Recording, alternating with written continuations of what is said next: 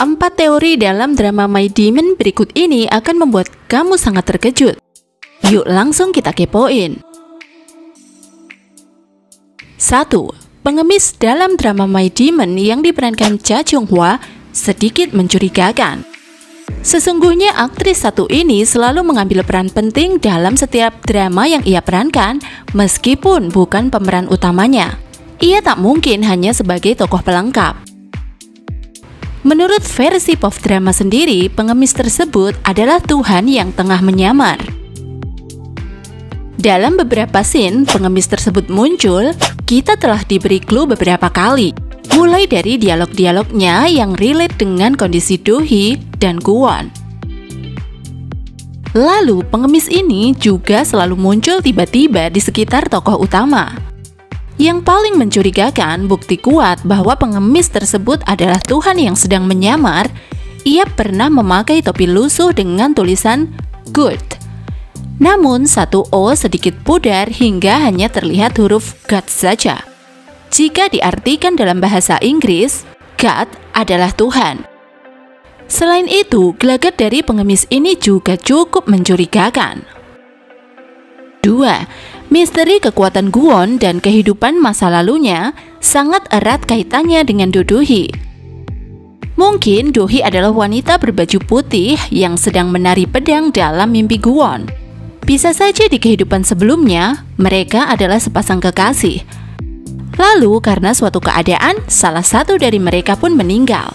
Namun cinta mereka tetap kekal. Untuk itu, Kwon membuat kesepakatan dengan Tuhan agar bisa bertemu kembali dengan kekasihnya meski telah bereinkarnasi. Tapi syaratnya Kwon harus menjadi demon. Jadi singkatnya, penghubung kekuatan Kwon dengan Do-hee adalah cinta tulus mereka. 3. Sesepuh yang mendalangi semua kejahatan ada dua kemungkinan. Kemungkinan yang pertama, keluarga Nok Seok-min bekerja sama. Mulai dari Seok-min sendiri, istri, dan anaknya, serta pria bertopeng. Teori ini bisa saja masuk akal mengingat setiap ucapan Seok-min pada Do-hee terkesan terus mengintimidasi. Lalu sebagai tim pelaksana, yaitu istri dan anaknya, serta pria bertopeng. Namun menurut pop drama, anak Seok-min terlihat memiliki gelagat yang mencurigakan, seolah ia memiliki misi tersendiri. Sementara itu, istri Seok-min mungkin hanya sedang berusaha melindungi anaknya.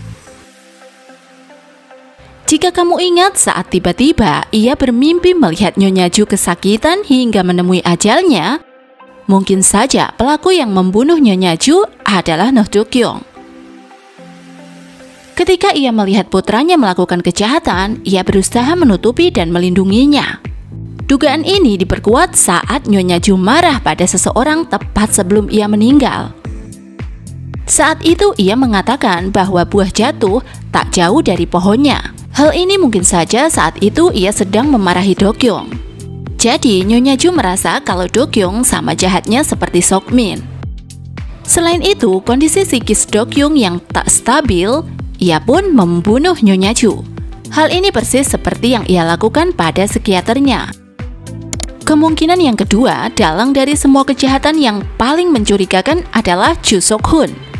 Alasannya adalah karena gelagatnya yang bisa dibilang tidak natural. Jadi menurut pop drama, Seok-hun sangat mencintai Do-hee berikut harta dan semua aset Do-hee. Setiap kali ada insiden yang membahayakan Do-hee, Seok-hun hampir selalu ada di sekitarnya. Meskipun tak selalu. Tapi gelagatnya benar-benar sangat mencurigakan. 4. Teori kecelakaan orang tua Do-hee. Jadi secara tak sengaja ataupun memang disengaja, orang tua Do-hee mengalami kecelakaan karena Noh Seok-min. Bisa saja saat itu Seok-min berlindung di balik kekuasaan ibunya. Hal ini lalu menyebabkan Nyonya Ju merasa bersalah pada Do-hee. Ia berharap maaf dari Do-hee saat membuat pengakuan di gereja. Dan hal ini mungkin juga masih terhubung dengan pria bertopeng. Jika kamu masih ingat di cuplikan untuk episode 9, rupanya pria bertopeng adalah buronan.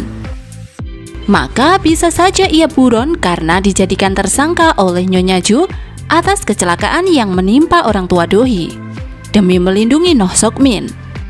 Itulah kenapa saat ia ingin membunuh Do Hee pertama kali, ia bilang pada Do Hee kalau ingin menyalahkan, salahkan Nyonya Ju. Intinya, pria bertopeng dendam ingin menghancurkan Nyonya Ju dan keluarganya. Lalu bagaimana menurutmu? Seperti apa teori menurut versimu? Bagikan pendapatmu di kotak komentar ya. Terima kasih sudah menonton dan sampai jumpa di video berikutnya.